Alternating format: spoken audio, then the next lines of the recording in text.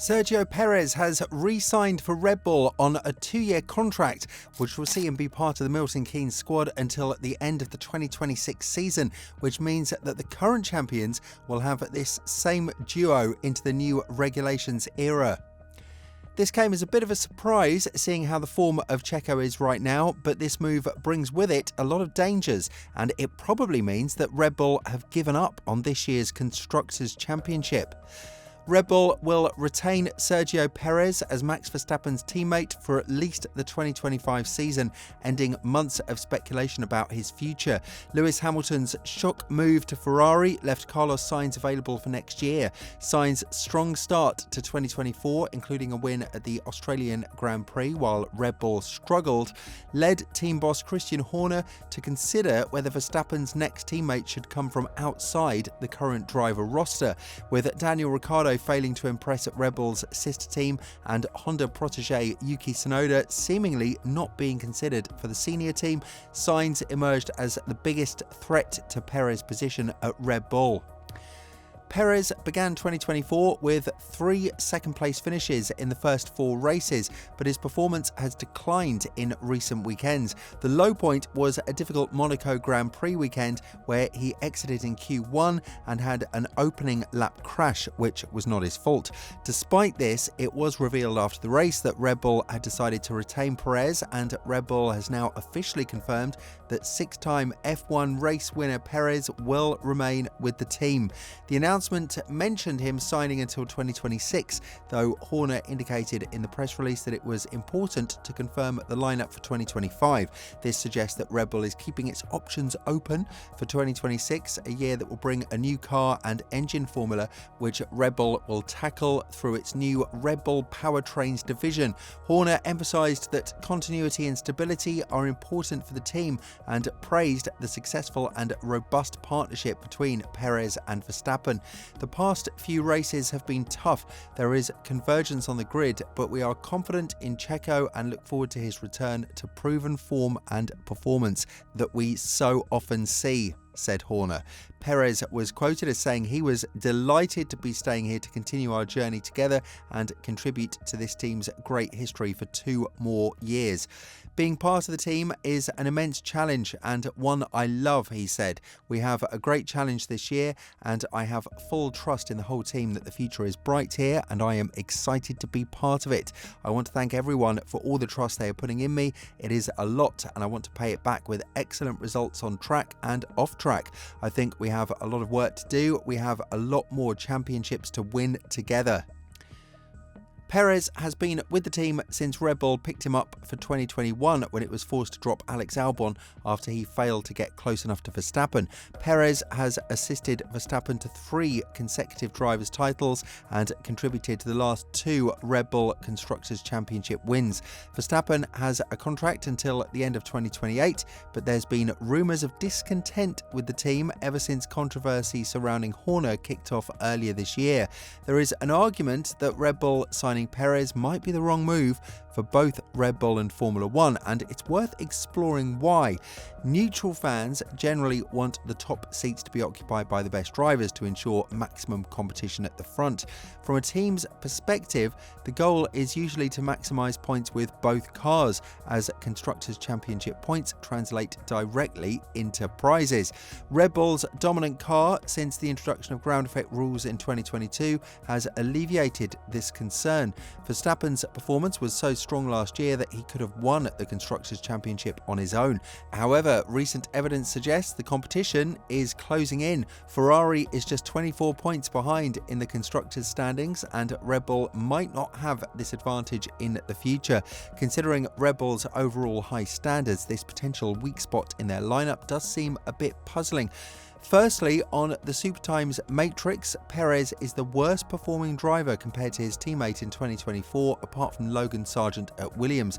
Supertimes are based on the fastest single lap by each driver at each race weekend, expressed as a percentage of the fastest single lap overall and averaged over the season. In other words, it's a measure of raw pace.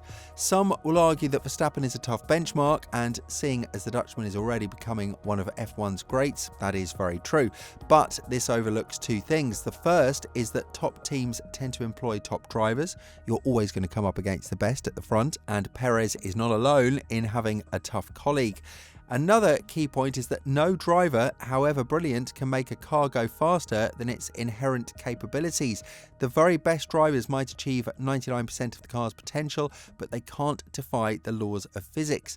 The role of a very good driver, when compared to a great one, is to get as close to this limit as possible. Perez's gap to Verstappen in terms of raw speed has remained fairly consistent over the years. This isn't just about occasional Perez off his game moments. In 2021, he was on average 0.7% slower than Verstappen, 0.545% in 2022, and 0.761% in 2023. These are significant gaps in the context of modern F1. For comparison, Valtteri Bottas was only 0.116% behind Lewis Hamilton over their 5 seasons together, and in 2018, Daniel Ricciardo was just 0.138% slower than Verstappen. Even Alex Albon, a much less experienced F1 driver than Perez, was 0.784% behind Verstappen in 2020, and he lost his Red Bull seat as a result.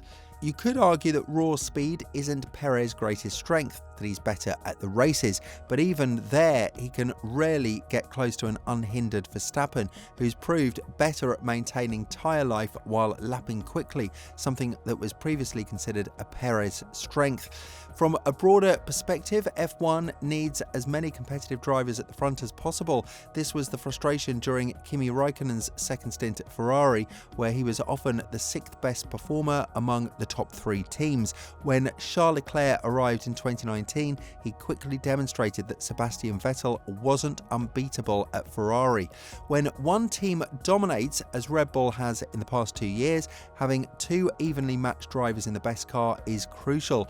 McLaren's domination in the late 1980s remained fascinating due to the Senna-Prost rivalry, while Nico Rosberg's close competition with Hamilton from 2014 to 2016 ensured that race outcomes weren't predictable. The gap between the two Red Bulls since 2022 has undoubtedly made F1 less exciting. Red Bull's primary concern should be ensuring it has all bases covered. The second seat has been problematic since Ricciardo's departure at the end of 2018. Red Bull's junior program, despite its contributions to motorsport, hasn't produced a suitable replacement, though Pierre Gasly and Alex Albon have shown significant improvement since leaving the senior team. This isn't to say Perez shouldn't be in F1. His knowledge of Red Bull and experience as a 6-time race winner could be invaluable to teams further down the grid. However, it's clear he isn't quite at the top level. So who should Red Bull have pursued? Given its resources and past dynamism, it's surprising it hasn't secured another big name such as Verstappen's friend Lando Norris or Carlos Sainz, the best driver currently available. Even some unconventional choices like Yuki Tsunoda, who's performed well against Ricciardo, or Esteban Ocon despite his history with Verstappen, could have been considered. Keeping Verstappen happy is crucial. Red Bull knows that even with a merely competitive car, Verstappen will be at or near the front, which is vital in a post-Adrian Newey, post-Honda era. However, relying solely on keeping Verstappen might not suffice for lucrative Constructors Championship successes in 2025-26. If Verstappen were to leave, could Perez lead the team? Given that he failed to finish second in the 2022 points race and is currently 5th, it's probably doubtful. Thus, Red Bull is taking a risk. While they're banking on retaining Verstappen amid recent turmoil, this strategy may not guarantee future Constructors' Championships, leaving the team vulnerable. What do you think? Did Red Bull make the right choice by making Perez their second driver? Let us know what you think in the comments below.